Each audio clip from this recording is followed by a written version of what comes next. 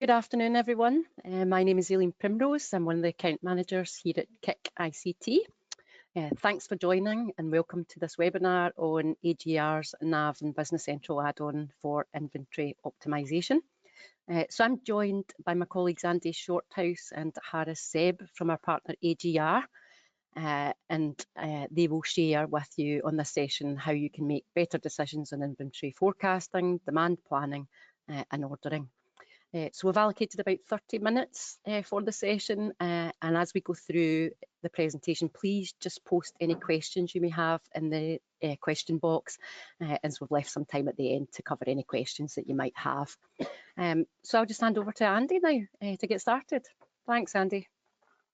Thank you, Aileen, and welcome everybody. Thank you for joining the session this afternoon. My name's Andy Shorthouse. I'm an enterprise software consultant here at AGR Inventory, ultimately responsible for managing the contractual and commercial engagements with our customers, but more importantly, and with the wider support of the team here at AGR, delivering successful implementations of the AGR solution to our customers. And I'm joined by my colleague Harris, who's a supply chain solutions architect. And the structure for today is I'll take several minutes just to walk through a couple of slides, nothing too heavy, just to position who we are and what we do. And then I'll hand over to Harris, who will deliver a high-level functional demonstration of the AGR solution. Okay, so who are we? Well, ultimately, what started out life over 20 years ago as a research project out of the University of Reykjavik has since matured into a market-leading solution for inventory forecasting, demand planning, and order proposal optimization for the wholesale and distribution sectors. We retain our headquarters in Iceland, but outside of Iceland, our main customer base and regional offices are based here in the UK, the Nordic region, and North America. So just a couple of fun facts and figures for you. I won't call out every single one on this particular slide, you can see them yourself. But ultimately, we are experiencing exponential growth. Currently, we are seeing 25% year-on-year growth. And one that I'm particularly happy with and really proud of is our customer retention rate. Just pause for 2 seconds, sorry guys.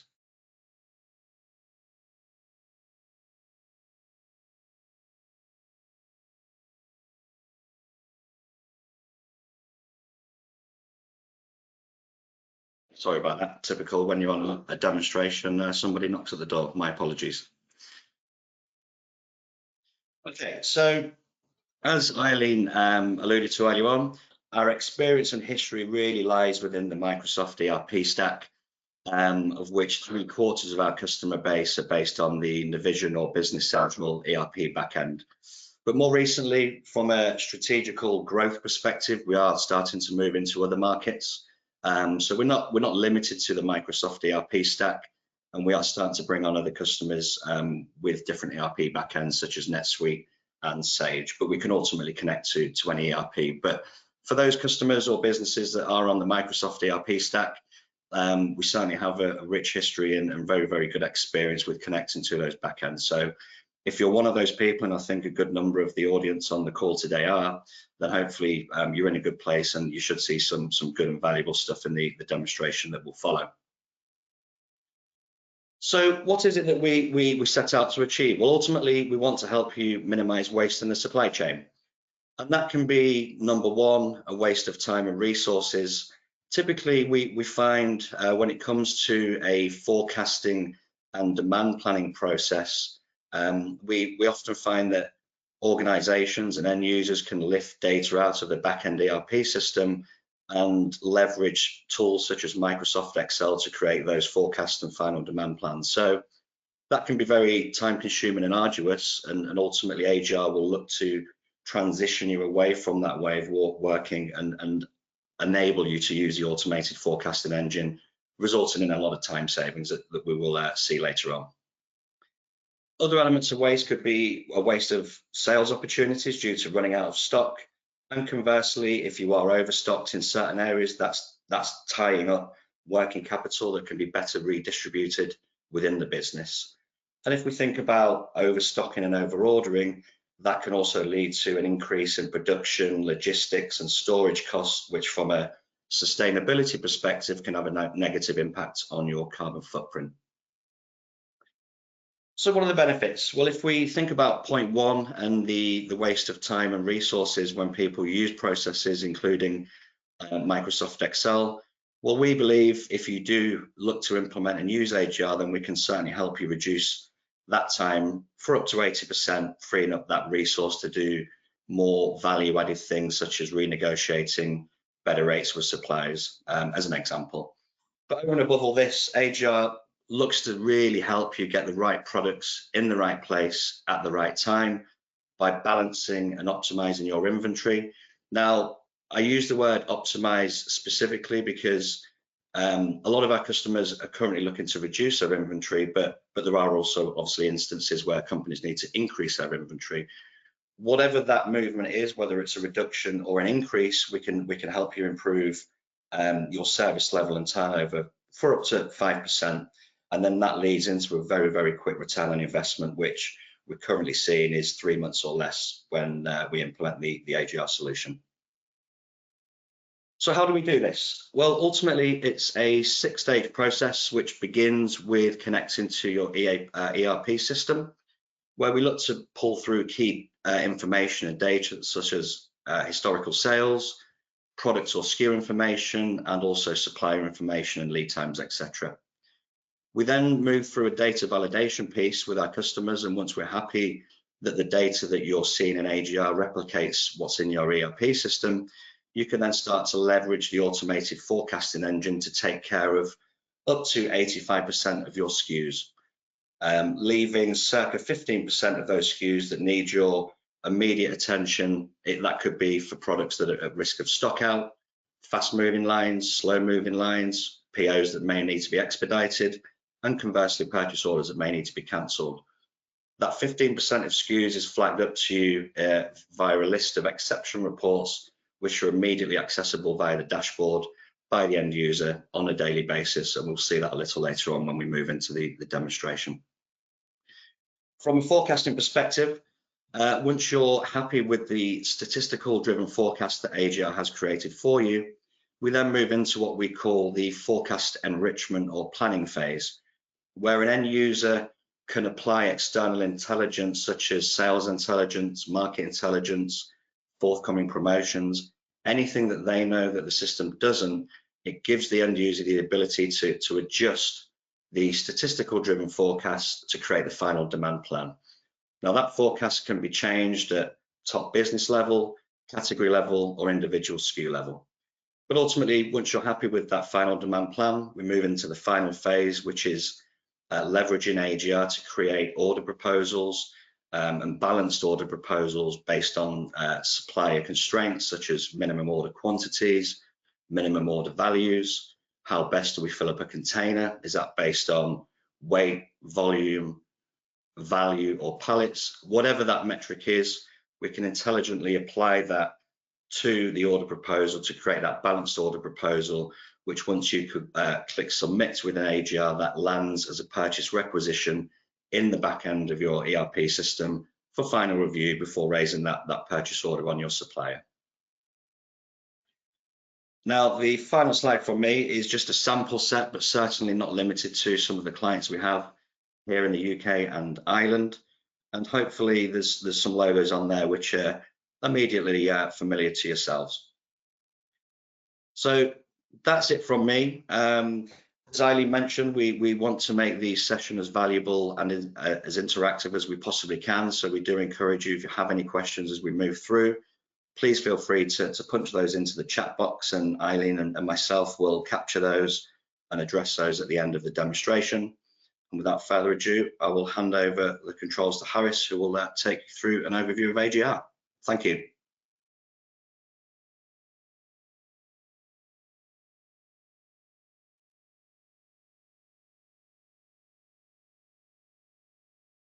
There you go, Harris. Thank you, Andy.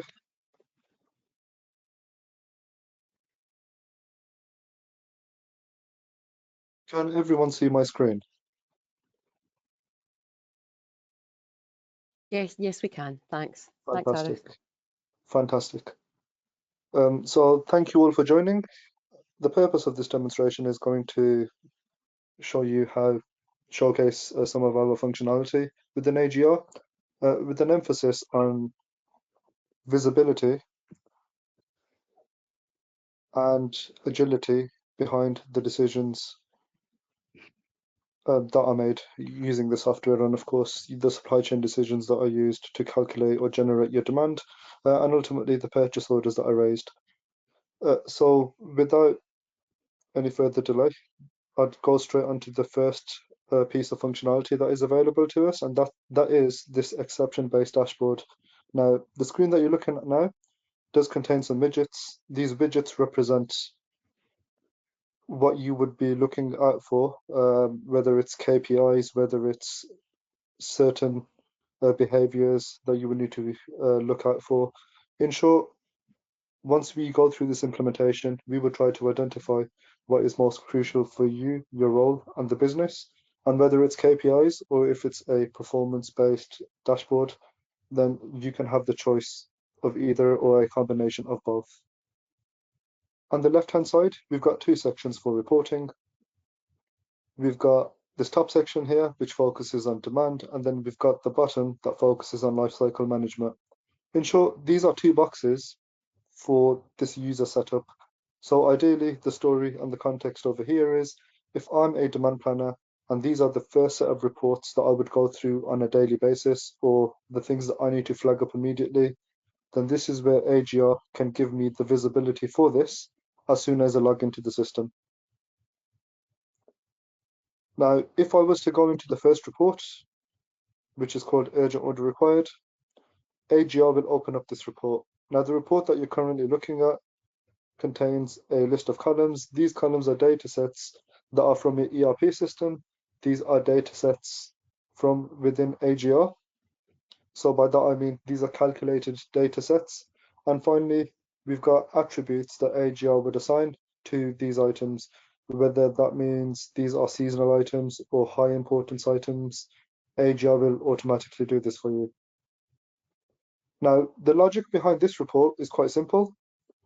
If my current stock holding is less than the demand for the order period and I haven't raised a purchase order, then there's a good chance that I'll be on the verge of running out of stock. We have some other data sets that are also available to us, where AGR would calculate what our stock holding is in terms of days. And then we've got some other data sets that are available to us that would highlight how important this item is. For example, following an ABC classification, what does this item represent? Is it a top priority? Is it a slow-moving line? We can dictate this from the ABC classification, but also we've got some calculated data sets as well that would show us the performance of the data historically. And this is just a sample data set. We've got many more columns that are available within the system. But for now, if I just select one item from this report, I will open up the item card, and the item card contains a list, or a statistical forecast to be specific, and a list of data series over here that would represent the total picture on what AGR should be calculating from a demand planning perspective.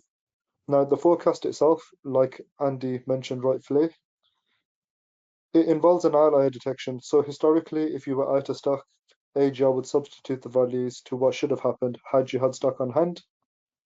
Then there's the case of the forecast application process, where AGR would look at or try to determine whether an item is seasonal or not.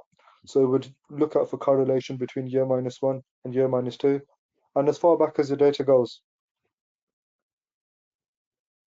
Following this, AGR will run a simulation across each of the 25 different forecasting algorithms, and then the forecast model is then applied to each and every individual item. And the best thing about this process is it's automated. Now, the second part to the forecasting process is where, if a user has market intelligence and sales intelligence, and if they want to incorporate some key decisions or variables within their forecasting process, then we've got this section on this dashboard, or sorry, in this item card called the plans. And then we have a breakdown of each and every individual data series that is used to calculate this demand. Now, this demand is what AGR would be raising purchase order suggestions for. And it's all a combination of these different data series. So the best way that I describe this total demand data series is it's like an onion. Now, an onion has multiple layers, which is why AGR has multiple data series as a result of calculating the demand. So the first data series here is the statistical forecast, the AGR generated statistical forecast. You then have something called a sales plan, and this is where you've got the ability to enrich AGR with market intelligence and sales intelligence, where if you know something better, then you can input this value here, whether you want to create an uplift or whether it's a downshift, whether you want to create the uplift with percentages, you can do this over here. You then have the promotions, and the best way for us to describe the promotions in accordance to AGR's context is if you have something that is not likely to reoccur again and you want to smooth it out from the forecasting process in future altogether, for example, an ad hoc sale, as you can see, we've got two examples of 90 and 80. And if we look at the forecast above, there's a good chance that we're not likely to do this within the next 12 months unless it's due to an exceptional event. AGR will recognize this demand and it would be considered part of the demand calculation. Therefore, AGR would ask you to buy it in when there's a requirement to do so. And ultimately, you've got the ability to do this on the most granular SKU level, which is what I'm showing you here, or you've got the ability to do it on a category level, on a management level, on a user level, or even a primary vendor level. But I'll show you that in a few moments. Now, I'm just going to place one order quickly, just to show you how this all comes together. But as a user, if I've gone into the urgent order required report and I've worked through, yes, indeed, I do need stock, and these columns of data would normally represent this. If I was to select that vendor that I would like to place an order for, I can click on create order. And once I click on create, AGR will generate an order for me immediately. Now, we have got the ability to automate this process where we would apply an order schedule to a group of items, to a category, to a specific vendor, and then AGR will take that ordering process away from the user. However, it would still flag up any unusual events and any anomalies that might occur. And this is what these exception reports down the left-hand side are here for. So that takes care of the urgent order required. We've also got the move in and move out reports. And again, if I focus on move in, the best way to describe this report is these are a list of items that you've got purchase orders raised for. AGR anticipates that you will be out of stock before they arrive. This is why you've got a move in report, as AGR would ask you to expedite this or potentially outsource or use an alternative supplier to get you cover up until your delivery arrives. You also have the same with the move out report in the context that yes, they are purchase orders raised for a group of items, but let's say you place this order subject to a customer order and that customer order is no longer available as the customer has cancelled that order, then this is where AGR would say, can you please cancel or postpone that order as it's not required today. We've got some other exception reports following a workflow. So these are some daily tasks that one user would follow. We've also got weekly exceptions that other users or this user can follow. And then we've also got some monthly exceptions that are available to us. And also we have got the ability to create reports at will. So any requirements or any trigger points that need to be identified.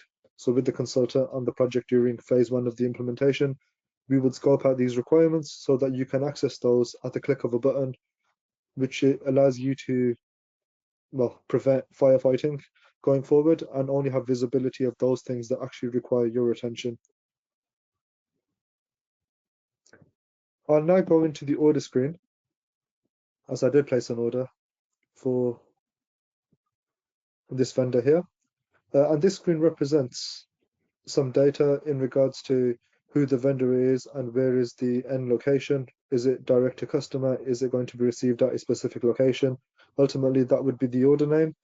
We've got the order value, so the breakdown by line. AGR gives you insight to what your current stock holding is in terms of days. And then it also gives you what your expected stock holding will be at the point of when you receive delivery. You've got the item name, item number, you've got three types of quantities, with calculated quantity being your unconstrained requirement, which is then rounded up to the nearest number, order multiple, pallet layer, pallet quantity, depending on how your order multiples are set up. And then finally, we've got the quantity in which is, well, basically is going to be pushed back into your ERP system, ready to go out to your supplier.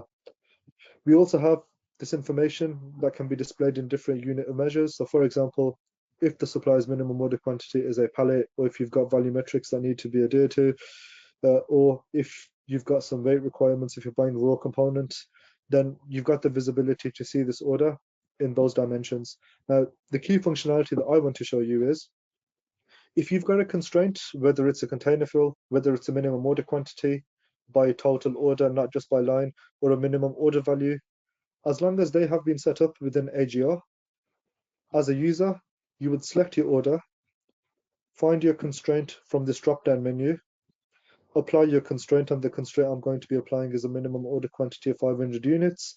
But you can see AGR will recalculate the order proposal, giving you a balanced order, and it's done that within seconds. So an activity that can take users from minutes to hours throughout the day, or even some days, depending on if there's some validation required, AGR can generate this order proposal for you immediately. And then once you click on confirm, and you click confirm order, this will end up back into your ERP system, ready to go out to your suppliers, or a purchase requisition, as Andy mentioned. Now, the final thing that I just wanted to show you was the ability to plan against different levels, only because I showed the plan within the item card. I think it's fair if I should finish on this note. So the screen that you're looking at now has got monthly buckets or time buckets broken down. You've got the ability to see this forecast view in terms of days, weeks, or months, depending on what your requirements are. And instead of having columns of data that we had in the items and the reports tab, we've now got a breakdown of these data series line by line as rows. And then we've got the dimension that we would want to do our planning against. So again, this could be done on vendor level, it could be done on category level, it could be done on user level. But in short, you've got a breakdown, or actually an aggregate requirement for everything. So a list of all the SKUs that would form part of these categories. You've got the forecasts aggregated. You've got the ability to make an adjustment. So let's say from an S&OP perspective, I've been advised that there's going to be an uplift of 10% due to a new customer or an increase in customer demand. I can make an adjustment on this top level. AGR will split this proportionally based on each and every individual requirement down at the customer level, but also based on what each month contributes to this top level here. And if I wanted to review the impact of this decision on the most granular SKU level, then I can select the dimension or the category that I'd want to do my planning against and bring forward the item dimension. And as soon as I refresh this page, you can see that the item number is now available in the screen. You can see AGR statistical forecast, and then you can see your enriched forecast. And then the key thing over here, and again, the main thing about this functionality is whether you plan on the highest level or whether you plan on the lowest and most granular level, you will always have one version of the truth, whether it's upstream or whether it's downstream. And from a demonstration perspective, I think this would be a point in where I can stop and answer any questions that you might have. So I'll pass this back to Andy. Thank you, Harris. Yeah, would welcome any sort of questions or feedback from the attendees on the line. We've sort of scheduled 30 minutes, so we've got 5 minutes to address any questions that you may have. Just checking just now, Andy, Harris, there's just really one question that's come in. So, and that is just around about, does the system, somebody checking the system, does the system work for Business Central, both on-premise and for SaaS? Yes, indeed. Yeah, we've got many clients that they host this on-premise or in the cloud. Yeah, we're happy to support both ways, really. Yeah, absolutely. Good. And that seems to be the only question that's come in for now. So I think if you guys are happy with that, then maybe just we'll be ending the session. Is there anything else, Andy, Harris, that you want to? Just to add again, thank you for everybody's time, and thank you, you guys at Kick ICT for inviting us to join this session. Hopefully, everybody on the line, whilst it's a high level overview of AGR that Harris demonstrated to you, there's a whole lot more that we can do. And if there is any interest in connecting following this webinar, if you're interested in learning more about AGR, then please feel free to reach out to the guys at Kick ICT or us directly. We're happy to help, and more than happy to set up any subsequent follow-up sessions and facilitate those discussions moving forward. Great stuff, Andy. Thank you. Thanks, Andy. Thanks as well, Harris. I'm sure everyone found that session, or just an overview session, really insightful, and especially hearing customers implementing AGR or receiving a return on investment of under 3 months. That's pretty impressive. So, yeah, thanks everyone. Thanks for your time. Thanks, guys. Thank you. Have a good afternoon. Thanks. Bye-bye. Thanks for your time. Bye.